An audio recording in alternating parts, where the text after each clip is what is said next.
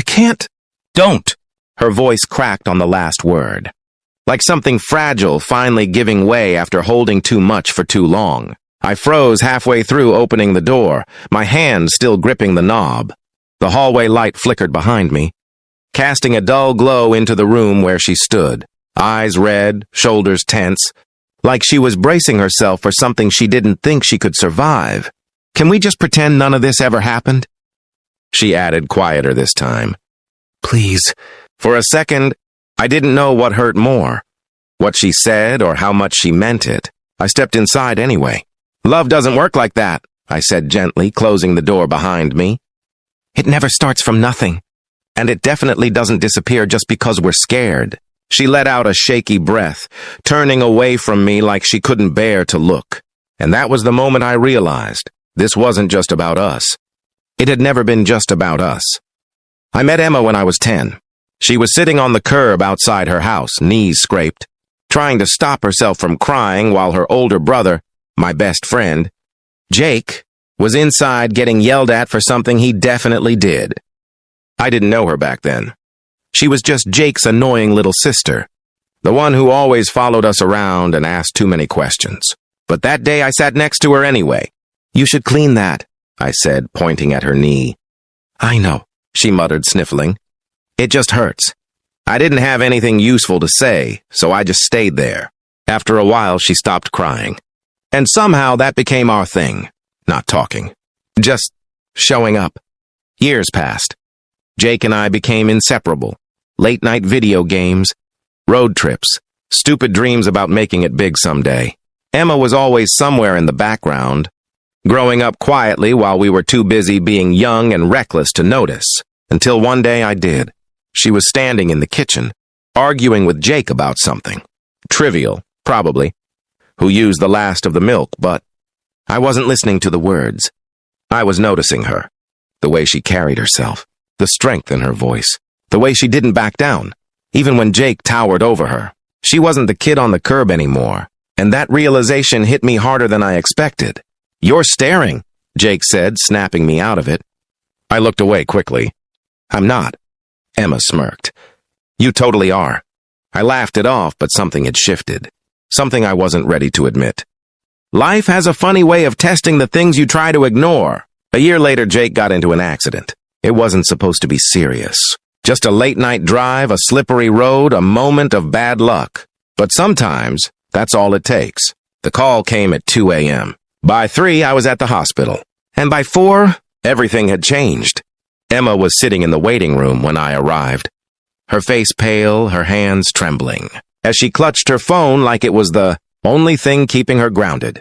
He's still in surgery, she said before I could even ask. I sat beside her. Just like I had all those years ago, neither of us said much. We didn't need to. Hours passed. The sun began to rise. The world outside kept moving like nothing had happened. But inside that hospital, time felt frozen.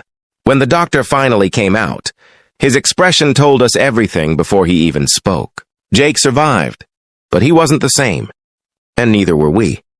Recovery was slow, painful, full of moments that tested every ounce of strength we had. Jake couldn't walk at first, could barely speak without getting frustrated. The guy who used to light up every room now struggled just to get through the day. And Emma, she carried everything. Doctor appointments, medications, bills, the emotional weight of watching her brother fight to become himself again. She never complained. Not once, but I saw it. The exhaustion in her eyes, the way her smile didn't quite reach them anymore. So I did the only thing I knew how to do. I showed up. Every day, I helped with groceries, took Jake to therapy sessions, fixed things around the house that had been falling apart, stayed late just to make sure Emma wasn't alone when the silence got too loud. At first, she resisted. You don't have to do all this, she said one evening as I washed the dishes. I know, I replied. I want to. She studied me for a moment, like she was trying to figure out my angle. There's no angle, I added, reading her expression. I care about you guys. She nodded slowly. But I could tell she wasn't used to someone staying, without expecting something in return. Weeks turned into months. Jake improved little by little. And somewhere along the way, Emma and I changed. It wasn't sudden. There was no dramatic moment, no grand realization, just small things. The way she started saving me a cup of coffee in the morning. The way I could make her laugh on days when she felt like breaking. The quiet conversations on the porch after Jake went to sleep. The kind of connection that doesn't demand attention, but grows stronger in silence. Until one night, everything shifted. "I'm scared," she admitted, her voice barely above a whisper. We were sitting on the porch, the air cool and still. The kind of night where everything feels a little more honest. "Of what?" I asked. She hesitated. "Of losing him," she said finally. "Of things never going back to how they were." I nodded. "Yeah, me too." She looked at me then, really looked. "And I'm scared of this," she added. "This?" I repeated. "This, whatever is happening between us." My heart skipped. "We don't have to define it," I said carefully. "That's the problem," she replied. "If we don't, it might become something real." "And if it does?" She shook her head. "Then we risk everything." I understood what she meant. Jake, our history, the fragile balance we were barely holding together. "I'd never hurt him," I said. "I know," she replied quickly. "That's what makes this harder." Silence fell between us. Heavy, complicated, honest. And then she said it. "I can't." "Don't." The same words that now echoed in my mind as I stood in her room, months later, watching her try to push me away. "What changed?" I asked softly. She laughed, but there was no humor in it. "Reality," she said. "Jake's finally getting better. Things are starting to feel normal again. And that's a bad thing?" "It is if we ruin it," she replied. I stepped closer. "We're not ruining anything." "You don't know that," she shot back. "What happens when he finds out? What happens if this goes wrong? Then we deal with it," I said. She shook her head again, tears forming. "You don't get it," she whispered. "I can't afford to lose either of you." That hit me hard, because she was right. This wasn't just about love. It was about family, loyalty, fear. "I'm not asking you to choose," I said gently. "Then what are you asking?" she demanded. I took a deep breath. "Just don't run from something good because you're afraid it might hurt." She looked at me, her defenses cracking just enough for me to see the truth underneath.